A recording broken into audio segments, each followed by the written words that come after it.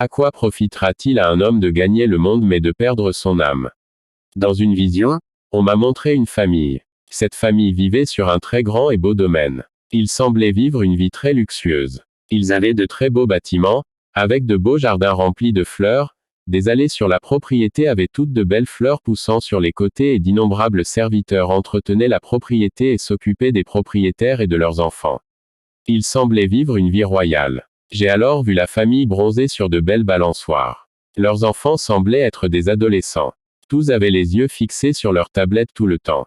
J'ai vu qu'ils regardaient des feuilletons mondains et des films et diffusaient des vidéos sur Internet sur leur tablette tout en profitant du soleil.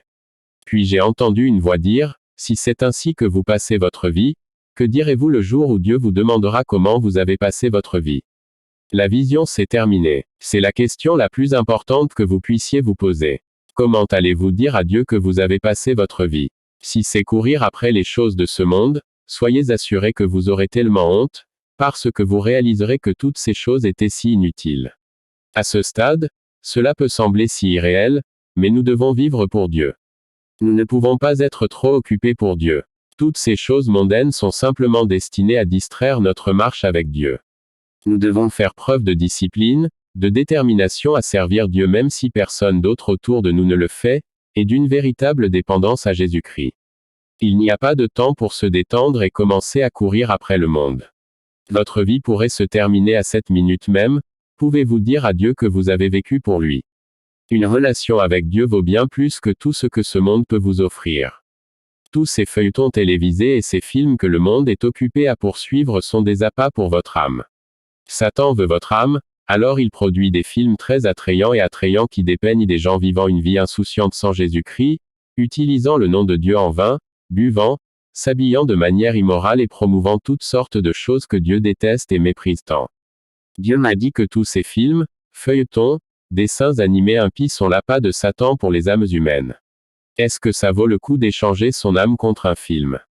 Rien sur terre ne peut acheter l'âme humaine. Il a fallu que Jésus-Christ le paye par le sacrifice de sa propre vie. Son sang. Personne ne peut vous donner la vie sauf Jésus.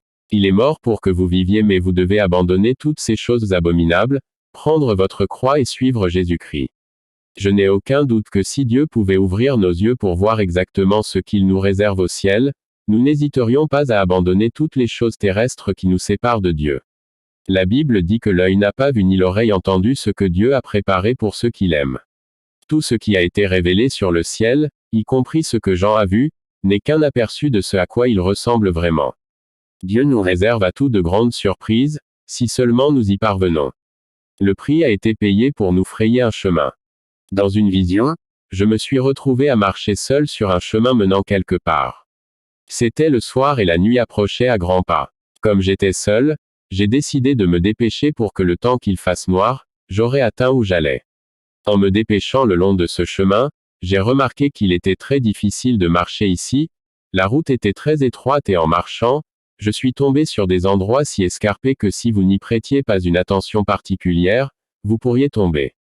J'ai également rencontré d'énormes dépressions qui semblaient avoir été créées par de fortes pluies et j'ai dû les franchir avec beaucoup de difficultés.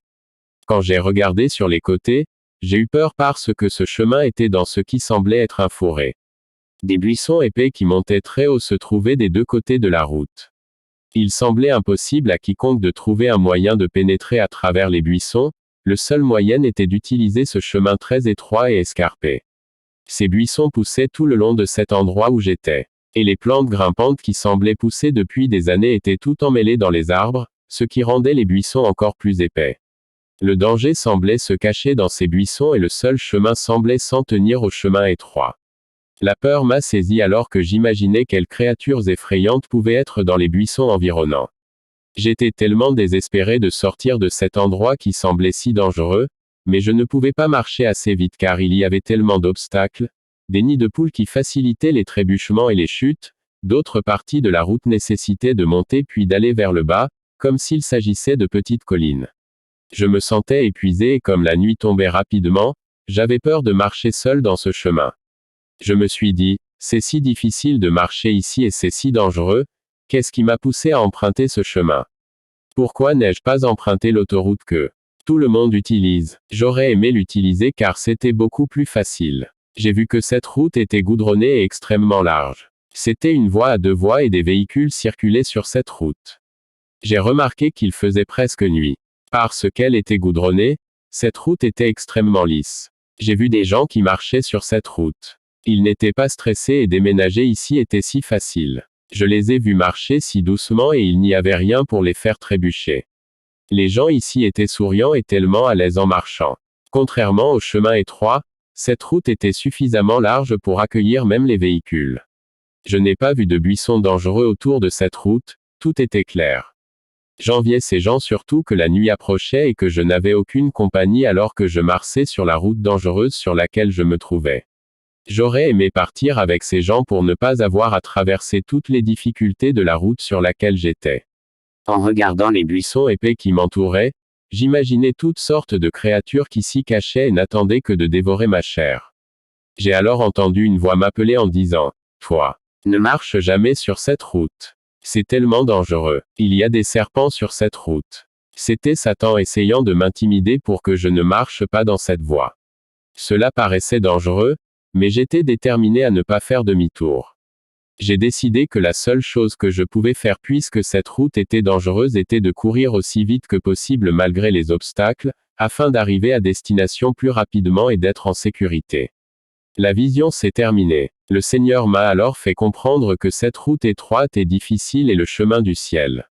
Vous rencontrez de nombreux obstacles sur votre chemin vers le ciel, et il y a des moments où cela peut sembler si coûteux, mais nous ne devons pas revenir en arrière, nous devons plutôt courir en avant, en nous rapprochant encore plus de Jésus car tant de dangers nous guettent. La route de l'enfer est très large, lisse et facile à parcourir. Vous avez beaucoup de compagnie sur cette route, mais la fin de celle-ci est la mort éternelle. Ne vous découragez pas même si vous rencontrez les parties escarpées du chemin, ou si vous entendez des avertissements sur les choses dangereuses qui pourraient vous arriver sur ce chemin, Satan veut juste que vous sortiez du chemin. Cours tout droit et ne te retourne pas, la vie éternelle t'attend.